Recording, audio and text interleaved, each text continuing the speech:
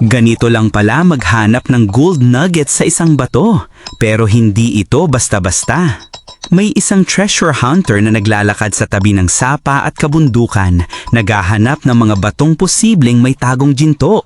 Hindi lahat ng bato ay may gold nuggets, kaya kailangang marunong kang tumingin at kumilatis.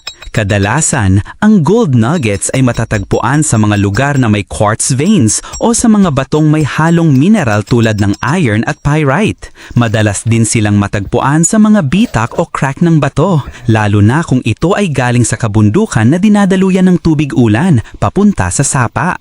Kapag ang isang malaking bato ay may bakas ng quartz o may kakaibang bigat kumpara sa ordinaryong bato, posible itong may tagong ginto sa loob. Gumagamit ang iba ng metal detector para malaman kung may metal content ang bato. Kapag tumunog ito, maaaring indikasyon iyon na may nakatagong mineral o ginto sa loob. Pero tandaan, hindi lahat ng tumutunog ay ginto. Minsan bakal lang o ibang metal. May dalawang uri ng gold na kadalasang nakikita, ang placer gold at ang lode gold. Ang placer gold naman ay yaong mga maliliit o malalaking piraso ng ginto na napunta sa ilog o sapa dahil sa pagguho ng bundok. Samantalang ang lode gold naman ay nakapaloob pa mismo sa loob ng bato, kadalasan kasama ng quartz. Para makuha ito, minsan kailangang basagin o durugin ang bato at i-process ito gamit ang tamang kagamitan. Sa paghahanap ng gold nuggets, mahalaga ang tiyaga, tamang kaalaman at pag-iingat. Hindi ito madaling trabaho. Maaring ilang oras o araw kang maghanap bago makakita ng maliit na piraso ng ginto. Pero kapag nakita mo ang kumikislap na dilaw na nugget sa pagitan ng mga bato, sulit ang pagod. Kaya sa susunod na makakita ka ng kakaibang bato sa tabi ng sapa, baka may tago pala itong kayamanan. Sino ang nakakaalam? Baka ang simpleng batong iyon ang magdala sa iyo ng isang tunay na gold nugget. Sa video na ito, ipapakikita natin ang tamang teknik sa paghahanap ng gold nuggets sa isang liblib na gubat.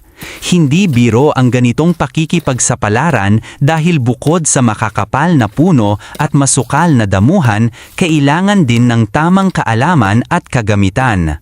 Una sa lahat, mahalagang magsaliksik muna tungkol sa lugar.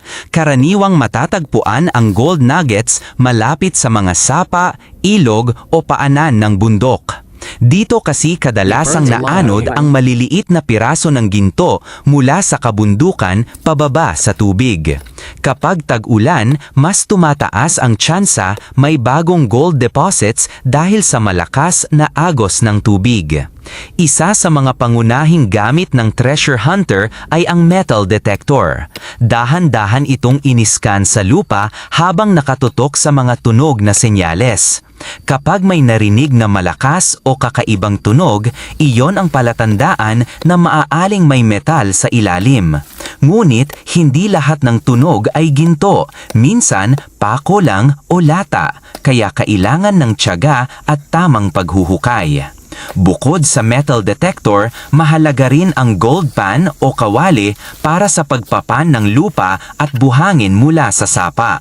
Sa pamamagitan ng pag-ikot-ikot ng kawali sa tubig, naihiwalay ang magaan na dumi at naiiwan ang mas mabigat na material tulad ng ginto sa ilalim. Huwag kalimutan ang kaligtasan. Magsuot ng tamang damit, bota at magdala ng sapat na tubig at first aid kit. Tandaan, ang gubat ay may mga panganib tulad ng ahas, matutulis na bato at pabago-bagong panahon.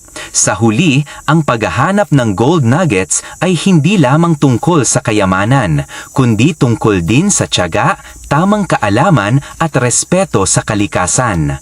Malay mo, sa susunod na paghuhukay mo, isang tunay na gintong nugget na ang iyong matagpuan.